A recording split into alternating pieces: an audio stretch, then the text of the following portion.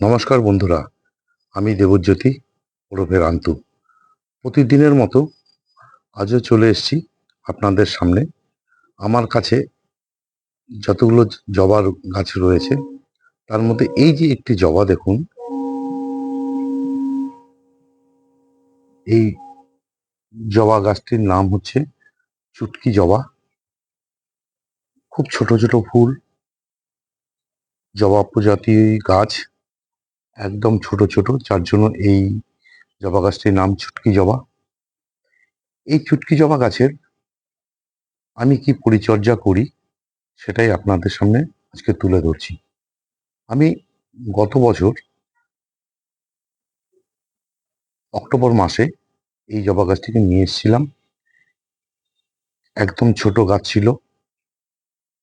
Nursery থেকে আমাকে recommend করেছিল যে এই জবা গাছটি নিয়ে যাও। এই জবা গাছটি খুব সুন্দর এবং প্রচুর ফুল ফোটে। আমি নিয়ে এসেছিলাম, একদম ছোট গাছ। গত বছর থেকে একটু ফুল হচ্ছিল। তারপর ফেব্রুয়ারি মাসে আমি এই গাছটিকে, গ্রো ব্যাগে ছিল, তারপর ফেব্রুয়ারি মাসে আমি এই গাছটিকে একটা 6 ইঞ্চি টবে বসিয়ে দিই। কারণ গাছের গ্রোথ অনুযায়ী গাছকে টবের মধ্যে বসাতে হয়, এটা আমরা সবাই জানি। কারণ হচ্ছে ছোট গাছকে কোনো সময় বড় টবে দিতে হয় না। দিলে গাছটি বাড়তে বাড়তে উঠতে খুব দেরি হয়। তাই ছোট গাছে ছোট টবে দেওয়া উচিত, এবং আমিও সেটাই দেই। এই গাছের পরিচর্যা বলতে, আমি যখন গাছটিকে নিয়ে এসেছিলাম গত বছর অক্টোবর মাসে, তখন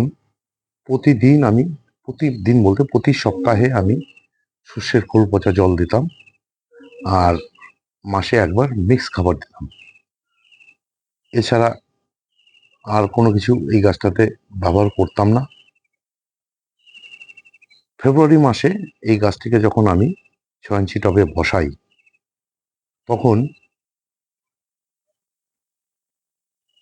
এপ্রিল মাস পর্যন্ত আমি এই গাছটিকে সর্ষের খোল জলই দিয়ে এসেছি, আর মাসে একবার করে মিক্স খাবার দিয়েছি। আমার ছাদ বাগানে যত রকমের গাছ আছে সব গাছে কিন্তু আমি একদিন করে, 15 দিনে একবার করে মাইক্রোনিউট্রিয়েন্ট ব্যবহার করি। সেটা বায়োভিটা এক্স, নালে এগ্রোমিন গোল্ড। যেদিন আমি মাইক্রোনিউট্রিয়েন্ট ইউজ করি সেদিন এই গাছগুলোতে বা এই গাছটিতেও আমি দিয়ে দিই। এই সময় এখন যেহেতু বর্ষা চলছে, এই সময় কিন্তু এই গাছে আমি কোনো রকম নাইট্রোজেন যুক্ত খাবার দিচ্ছি না। শুধু খালি 0050টা প্রতি সপ্তাহে এই গাছটিতে স্প্রে করে যাচ্ছি। কারণ জবা গাছ 0050 মানে পটাশ জাতীয় খাবার খুব পছন্দ করে, কিন্তু জবা গাছ কিন্তু ফসফরাস জাতীয় খাবার কিন্তু খুব একটা পছন্দ করে না। তাই আমি এই গাছটিতে 0050 প্রতি সপ্তাহে দেই, এবং 15 দিন অন্তর 13-0-45 যে এনপিকে আছে, যার মধ্যে 13 ভাগ হচ্ছে নাইট্রোজেন, ফসফরাসের এক ফোঁটাও নেই, এবং 45 ভাগ আছে আপনার পটাশ। এই এনপিকেটা আমি 15 দিন অন্তর অন্তর ব্যবহার করি, আর 0050 আমি প্রতি সপ্তাহে ব্যবহার করি। যেহেতু জবা গাছ, রোগ পোকা থাকবেই। জবা গাছের মিলিবাগ হচ্ছে এক সব থেকে বড় শত্রু। এই মিলিবাগ গাছে যেন না ধরে, আমার কিন্তু কোনো জবা গাছেই কোনো রোগ পোকা নেই। কারণ আমি একদম পর্যায়ক্রমে প্রতি সপ্তাহে জবা গাছগুলোতে ফাঙ্গিসাইড কীটনাশক ব্যবহার করি। সেই কীটনাশকটা হচ্ছে ইমিডাক্লোপিরিডের কনফিডার, তার প্রতি সপ্তাহে ব্যবহার করি। এছাড়া মাঝে মাঝে টাবগরটাও দেই। সাদামাছির জন্য পেগাসাস বলে যে আছে, সেটাও দেই। ঘুরে ফিরে আমি এই জবা গাছগুলোতে কিন্তু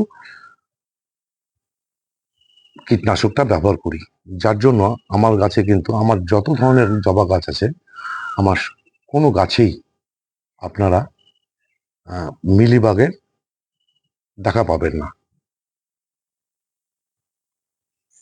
আর ফাঙ্গিসাইড আমি শীতের সময় শীতকালে মাসে একবার করে ব্যবহার করি, কিন্তু যেহেতু বর্ষা এখন টবের মাটি সবসময় ভিজে থাকে এবং টবের মাটি ভিজে থাকলেই টবের যে গোড়ায় শিকড়ে ফাঙ্গাস লাগার একটা চান্স থাকে, তাই আমি প্রতি সপ্তাহে ঘুরিয়ে ফিরিয়ে ফাঙ্গিসাইড ব্যবহার করি।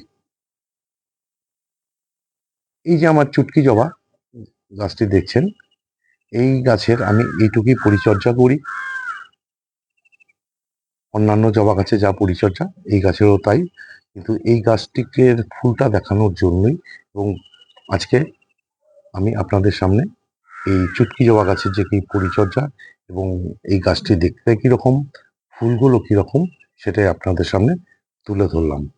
আমার এই ভিডিও যদি আপনাদের ভালো লেগে থাকে তাহলে একটা লাইক দেবেন, কমেন্ট করবেন, আর আমার ছাদ বাগানের মানে রান্তুর ছাদ বাগানের বিভিন্ন ধরনের ভিডিও পেতে, বিভিন্ন গাছের উপর বিভিন্ন ভিডিও পেতে চাইলে আমার চ্যানেলটি সাবস্ক্রাইব করবেন। ভালো থাকবেন, সুস্থ থাকবেন এবং সবুজের সাথে থাকবেন। ধন্যবাদ।